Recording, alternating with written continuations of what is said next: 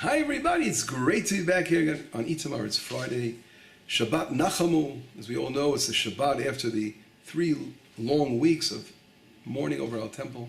And now Hashem is consoling us. We have 7 prophecies of Nechemata, of consolement coming up in the coming weeks, leading us to the new year, God willing, in Tishrei. But of course, I want to mention one thing is that it's so important. Cook talks about this a lot. In reality, a lot of people, and we mentioned this before, people don't live the moment. They're always thinking about something else, and something else, and something else, instead of enjoying the moment that they're in and experiencing the moment. Sometimes it's the pain you're in, but you have to try to live that moment and understand what this is, what kind of rectification this is for you. It's exactly. Tisha B'Av, it's not like we want to put a V. A lot of people say, let's just get over with this. Let's get these difficult weeks over with and go on with our lives. That's not what it's there for. It's there for us to try to internalize what those days meant for us and how the temple is supposed to be in our lives, and a major, major thing, and feeling the lacking of the temple. This year, I did something very special. I went to up to the Jerusalem to try to get as close as I could to the place of the Holy Temple and pray Mincha. And there's an ancient Beit Knesset. It's called a madrasa. It's located where the Border Patrol, they have a base, and they have, it's sort of like a police Border Patrol, those guys wear the green berets, and they have a base right next to the Kotel on top, where the flags are out. It's like parallel to the Temple Mount. On the left, when you're coming in, it's on the left side on the top. And as they allow once a year, when you reserve a place, there are different groups that come to pray the Mincha service there, and you have to, again, arrange it in advance. And a friend of mine who graduated from Old Zion, Rav Drukman, famous Rabbi Drukman, who's one of the great rabbis of Israel today, one of the elders. So he every year brings his yeshiva, and they have a minyan there. So he told me to join, and this time to come and join, and whatever it was, we were able to get to we'd reserve places in advance. He thought there'd be places open, but it was so crowded we couldn't really get inside what we heard from the outside. And to stand over there by that ancient place, so close to the place of our Beit HaMikdash, Holy Temple, was very powerful. And although it was a very difficult experience in this hot sun of Israel, in the summertime it's pretty hot, and fasting for sure very difficult, not drinking, not eating, and running to Jerusalem and running through the shuk to try to get all the way to the temple, and running up and down those stairs, and inside of crowded quarters with thousands of people sweating, But it wasn't easy, but it was something so moving, because to know that in our lifetime, we can actually, on the day of that destruction of our temples, to try to rectify by being there, being close, and crying out, Hashem, give us back our temple, bring it back to us. That's an important thing. And that experience, though it's difficult, it's on a fast day, everyone wants to drink and eat.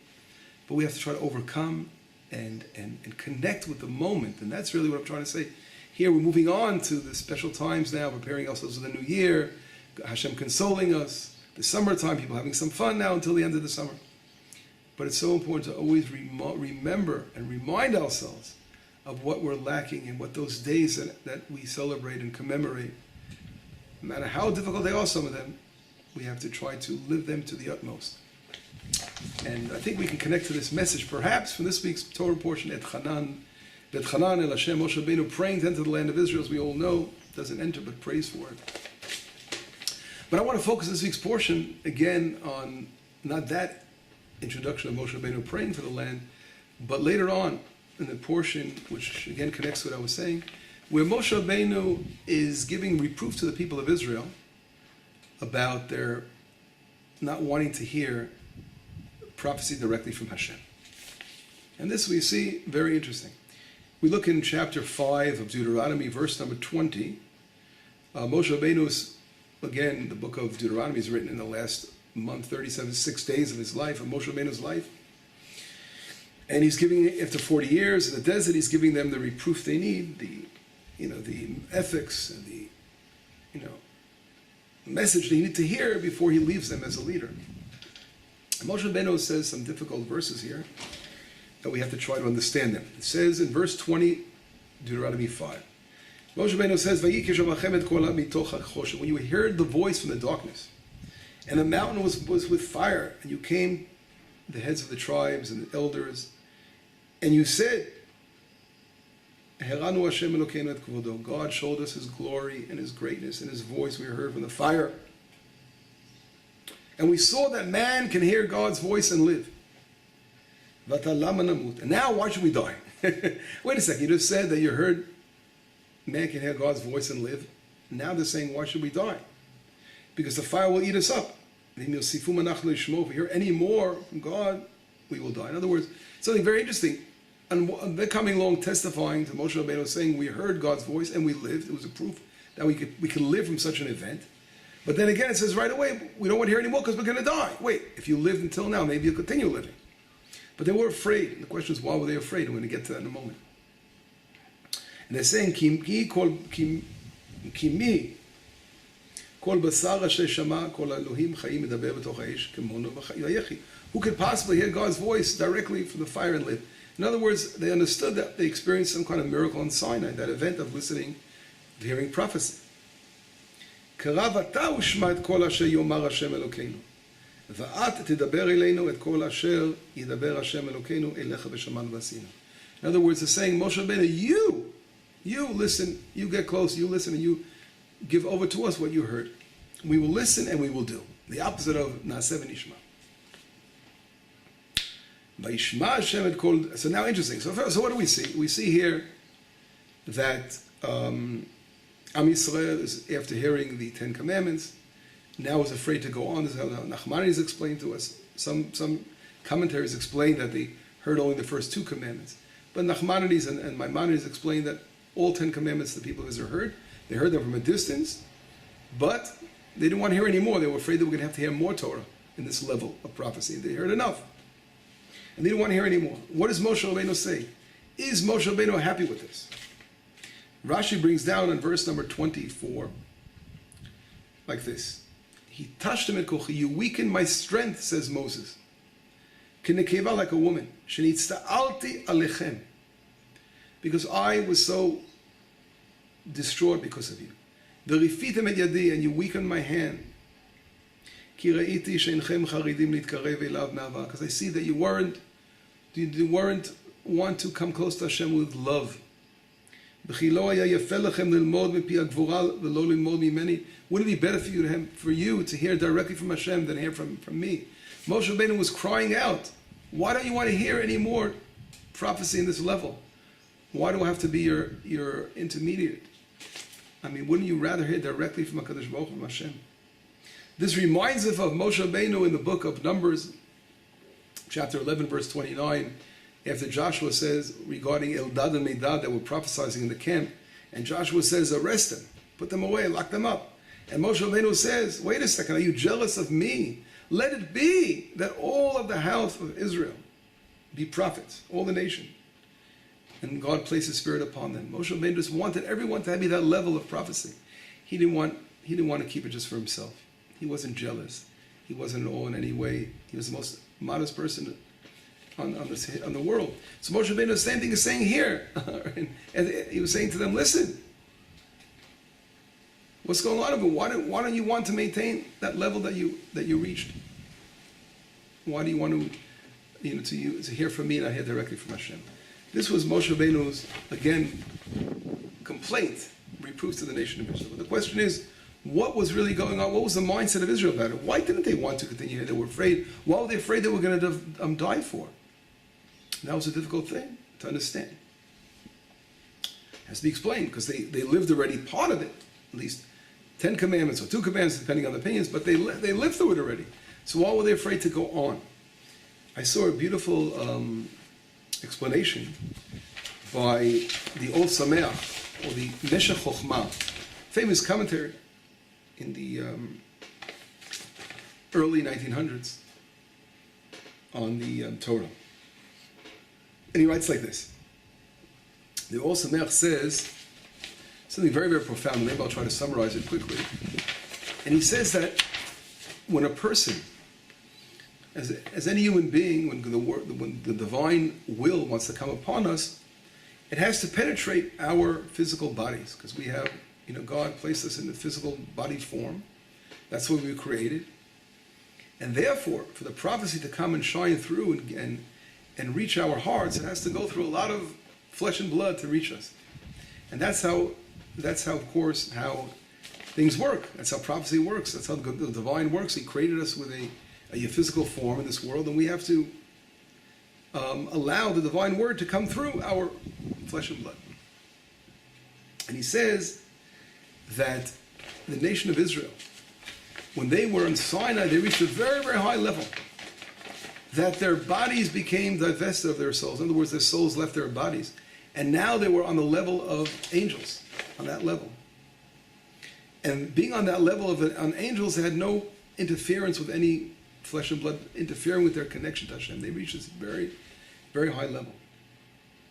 And he says that this is really what Maimonides explains in different places, different writings of Maimonides. He brings it down, and maybe I'll quickly review what Maimonides says, very important. Maimonides teaches us that it wasn't really the acts of the wonders that were done by Moses, by Moshe Rabbeinu, that that gave the people of Israel the belief in his prophecy. It wasn't that. It really was, more than anything, was the event on Sinai, because many people can do magic in this world, and if you base your belief on magic, being a witness to magic, it could be shown later on that it was just a magic trick and wasn't a real experience. And therefore, in order to really understand, to validate prophecy, that Moshe Rabbeinu's prophecy was 100% accurate, Hashem did something very special. He allowed the entire nation on Sinai to prophesy. And every person on Israel prophesied at that time, even the simplest children and maidservants. They all reached this level of prophecy. And therefore, we were able to see through that level of prophecy that God is talking to Moshe Rabbeinu. No one could deny it and say it didn't happen. We all saw it. We all experienced it. And therefore, we didn't need any sign. Until now, Moshe Rabbeinu was doing miracles, right? Different signs. But in reality, there was still a doubt within Israel if this was a true prophet or not. When they experienced themselves on Sinai, they all saw for themselves that God is talking to Moshe Rabbeinu. They heard the voice. They knew this was real. And that's how Maimonides explains the proof of Moshe Rabbeinu's prophecy. It was Israel experiencing it on Sinai. So getting back to what I was saying about the Meshech Chochmah, he was saying like this: once Israel experienced that prophetic level on Sinai, then they now no longer needed to continue to hear prophecy. Why? Because they now knew that Moshe Rabbeinu was a true prophet, and they were willing to hear from him what God had to say. They didn't themselves need it anymore. It was like the prophecy was needed for that purpose. And once it was proved that Moshe Rabbeinu was a true prophet, they felt that it would have been beyond their level to continue to hear prophecy, because it would be like someone enjoying from the holiness when he really wasn't allowed to anymore, because it was for a reason, just for nothing. You're not allowed to. So we call this in Hebrew ni'ilah. Someone is not allowed to enjoy from things that are related to the holy. You can't have personal benefit from them. And therefore they felt, since they were shown that Moshe Rabbeinu is a true prophet, if any more prophetic experiences would be for personal benefit for them, like a personal kind of thing, and personal enjoyment, and they would be on that level to grasp it more than a personal enjoyment thing, and it would be like, it would cause them to be burnt up in a way. In other words, they felt that they weren't on that level to continue to achieve prophetic experience as a nation, in other words, as the masses. Not, of course, on individuals, because we know that there are many millions of prophets from Israel who have walked the land and continue to walk, but every person has to take that personal road to see if they're ready for that level. But on a general masses, you can't have little children or people that have not reached a spiritual level, that's what the heads of Israel are saying to Moshe. You know, we don't want to feel that we're getting more than we need. Like you already gave us what we need, and any more would be in a way personal pleasure of experiencing prophecy, perhaps, and would lead to our, God forbid, our destruction. That's what they were afraid of. Very interesting point he's making. The Ol Sameach. And therefore, he says, once that happened, once they received it, that's when they came to Moshe Rabbeinu and they said enough. Now, interesting, Hashem said to Moshe Rabbeinu thought that they were wrong here, that they should want to hear everything from Hashem. Directly, God said, no, Moshe Rabbeinu, you know something? What they said is good. in other words, God sort of placed his hands on that expression, on their claim, and said, "Leave it alone, Moshe Rabbeinu. Let them, do what they want to do here, because we see this understanding." And I feel, which is very interesting, is that here a lesson God is really, in a way, maybe trying to teach us a moral lesson over here. And on a way, for sure, we can definitely learn a moral lesson from this whole thing. In other words, Moshe Rabbeinu, as the leader, his whole goal in life was to have people reach, the nation reach the love of God, which knows no bounds, to want to cleave to Hashem. And therefore, he was expecting everyone to be in this prophetic level and maintain it their whole lives.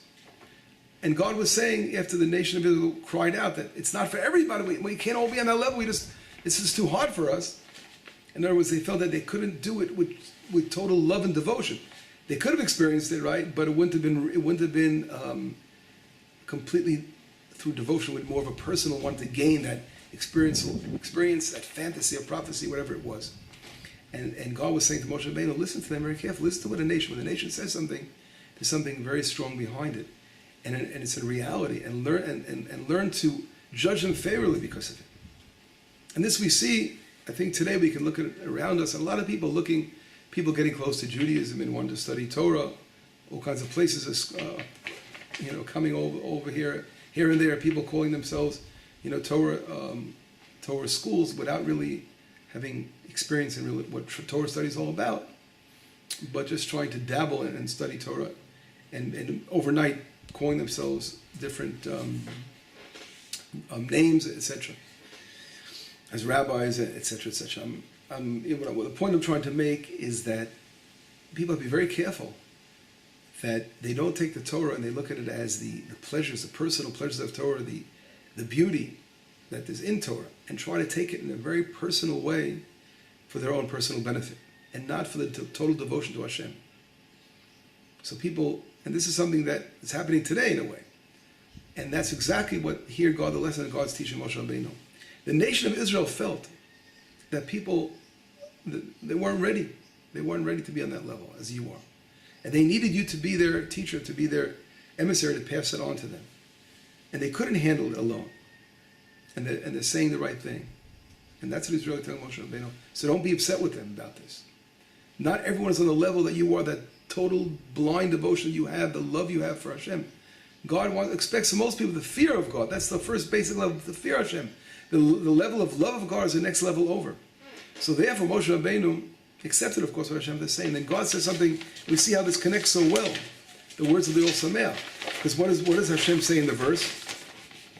God says, in verse 26 first, let it be that their heart, let it be that their heart be on this level all their days, to want to maintain, to fulfill the commandments. In other words, once they feel they achieve that level, they believe in of course, in prophecy and the words of the Torah. Now Moshe Rabbeinu bringing the Torah. God said, it's enough. Let it be that their whole lives they maintain this level. And then right after that, God says, Lech emolem shuvu lechem no lechem. Tell them to go back to their tents now. In other words, if they can maintain this level, it should really be that way. They can maintain that level. And verse 28, God says to Moshe Rabbeinu, Vata po amodi madi, but you stay here with me. Vadabra ilecha, and I will tell you, et kol ha-mitzvah v'chukim, and I'll tell you all the laws and the statutes, and you will teach them what they will do in the land. In other words, God was saying, Moshe, you stand with me. In other words, you are on a different level, you're on a different plane completely. And you, as a representative later on for all of the prophets that come along later, of course, Joshua, Samuel, and of course the list is long, all the prophets that will come later. We're going to read about Isaiah this week's portion. All the prophets have that special level, that their love of God knows no bounds. No one on the level, of course, of Moses.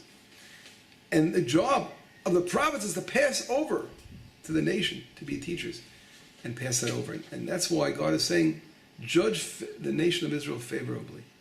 You can't expect them all to be able to jump above their level overnight. It's not going to happen. Sinai was an unusual experience. It was a very exceptional experience. But we can't expect that to maintain that experience forever as the masses. Slowly, individuals will reach that level. But it's impossible that everyone can be on this kind of level. And we need, therefore, Moshe Rabbeinu was told by, calm down, Hashem calmed them down and said that kind of experience. And again, To sum up what we discussed today so far, and try to sum things up for today's lesson, would be that we saw that the nation of Israel was on Sinai, experienced true prophecy. They validated Moshe Rabbeinu as the prophet to give over Hashem's word. No other prophet will ever come up like Moshe Rabbeinu ever again. Only later on, our rabbis teach us that when Messiah comes, he'll be, Mamari says, almost like Moses. In other words, prophecy will come back, but not to change, of course, the Torah. The Torah is not to be changed, it's everlasting. And therefore, this was validated to the nation of Israel through their personal experience to see the greatness of Moshe Rabbeinu. But that was their level, and we can't expect as leaders, sometimes when the simple people of the nation of Israel, they have falling out, and they can't reach certain levels, they can't expect them to reach that level as a masses. You have to have, you have to be patient and treat and learn, as we say in Hebrew, ladun lekafskut, to judge favorably every person of Israel in his own personal spiritual growth. It's a slow process, and we can't expect it. And therefore, God was teaching Moshe Rabbeinu that way of looking at the nation. Moshe Rabbeinu was admitting and confessing to Israel, this is what happened. And I think that's a beautiful lesson for all of us. And of course, we also mentioned that people be very careful not to turn the Torah looking for the benefits of the Torah, just to the, wow, this is really interesting, like all kinds of special wisdom and teachings of Torah, that without trying to truly bring it to devotion, the devotion, Torah has to be meant to apply to our lives, spiritual devotion to Torah. That, in reality, is what we are looking for, because Torah is different than any other wisdom in the world. It's not like a wisdom of studying science and chemistry and mathematics, but Torah is supposed to make a difference in your life.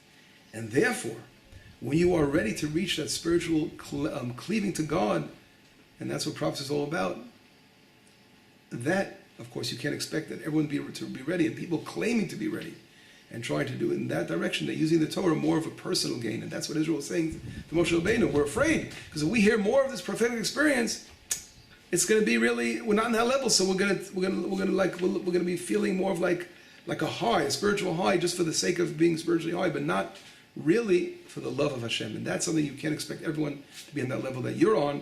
Let us do this slowly.